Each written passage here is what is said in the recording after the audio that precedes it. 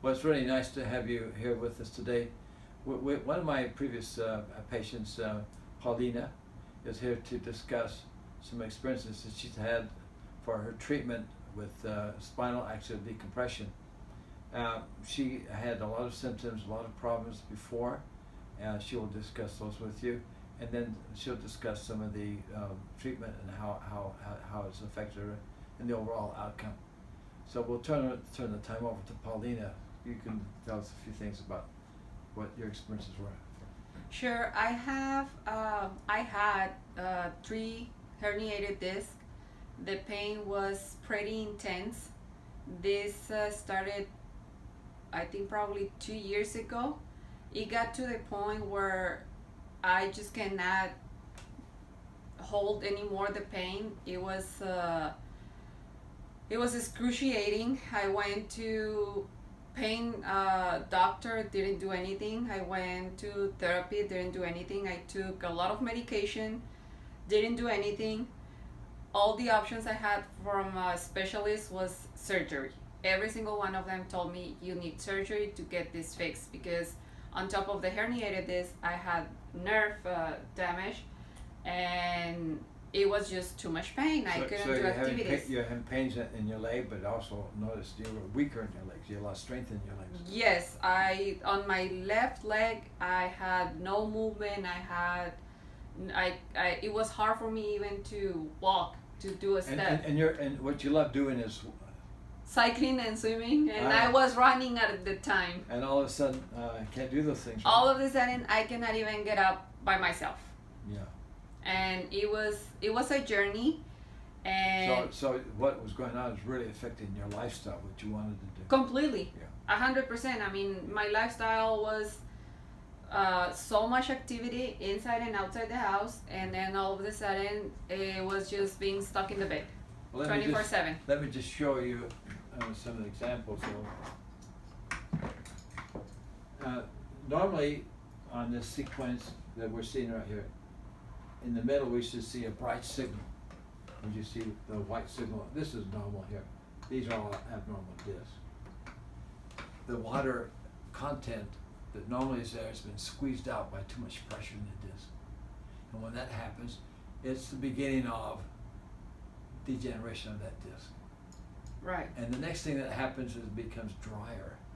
We say it's desiccated.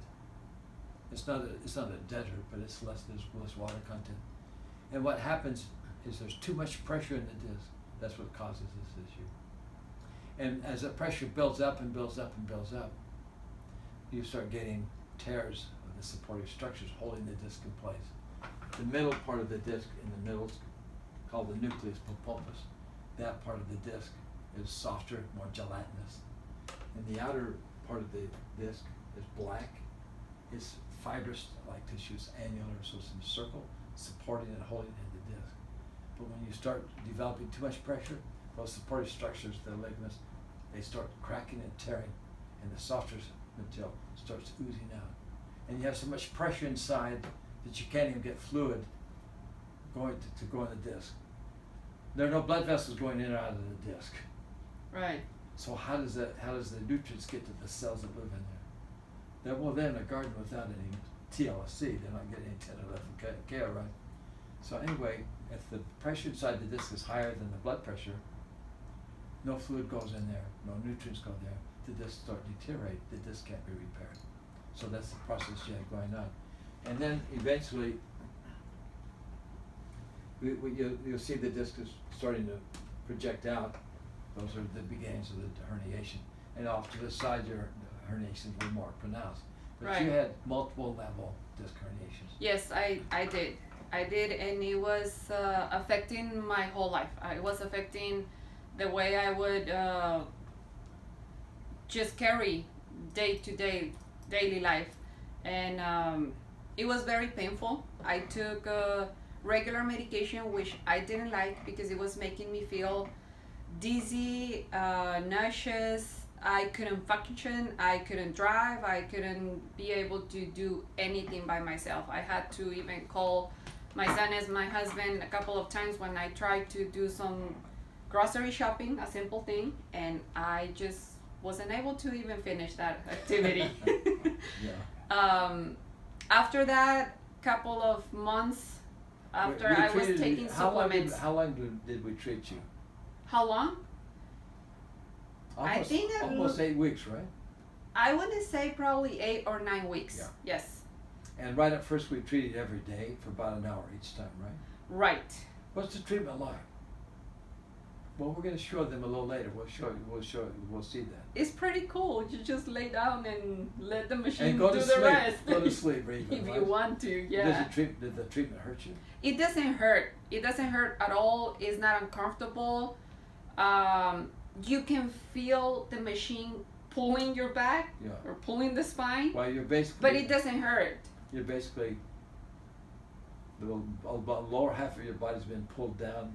Yes. And you're perhaps staying up there. So, Exactly. So basically, what happens is you start increasing the height of the disc space. Right. And you get nutrients going inside, and the body starts repairing the disc. So what happens is we do measures before and after the treatment. Correct. And before, the disc space is narrow. This space right in here is decreased.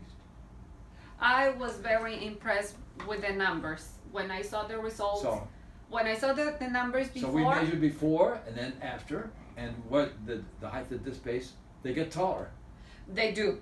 You're taller now than you used to be. Probably an inch, hopefully. Yeah, you come out taller, and the disc, the size of the disc gets smaller because the disc moves back where it belongs. Right. Yes. And you can see it and you can feel it. By the time probably that I was halfway through the treatment,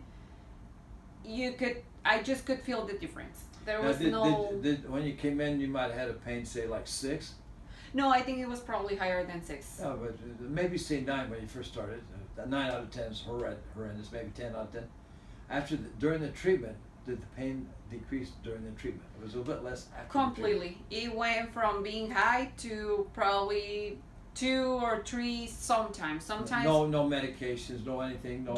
Just supplements. No injections. No, nothing. Nothing. And when did you notice the changes in your legs, where there's less pain in your legs, and where you had more strength in your legs? Probably that improved towards the end of the treatment. Yes. But I could notice one of the symptoms that I had before. It was as soon as I start walking, the sole of my feet would get really hot. The heat was so intense I couldn't continue, and then through the treatment, all of a sudden I'm walking and I don't feel that anymore. Yes, it's gone away. So you're giving there's less compression of the nerves. You're giving more space of the nerves. They can start healing. Right. Improving the function of the nerve. When the function of the nerve improves, the pain goes away. The inflammation of the nerve decreases, less pain. The muscles are stimulated better, so the strength of your legs starts getting back. Your muscles get to exercise, and so your legs get stronger because the strength of the legs goes back. Those things take more time. First to relieve the problem, but there's continued healing after the treatment. It really happens. Yeah. I was surprised that as when I finished the treatment, I thought in a way that was it. But no, little by little, week after week, I've been noticing a little bit of improvement. Yeah. Little bit of improvement. Stronger in my legs. I can walk longer now without the feeling, the sensation of the. Well, I've seen you on Facebook leading the cycling pack. You're in the front. No, I'm not in the front, but yes, thank you so much. Yes, you're the leader. I can tell. Everyone's following her. They can't keep up with her too. I think. Right. That's true. Okay, well, very good.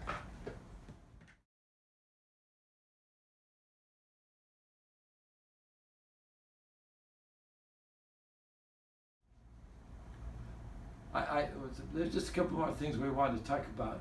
One is during the treatment, it's really important for the patient to actively try the best to do the best things for them, right? Right. So it's important that they rest, take it easy. When you stand up or sit, the pressures in your back increase like 100 millimeters of mercury. That's going to make the disc push back out again. That's the opposite of the decompressive therapy.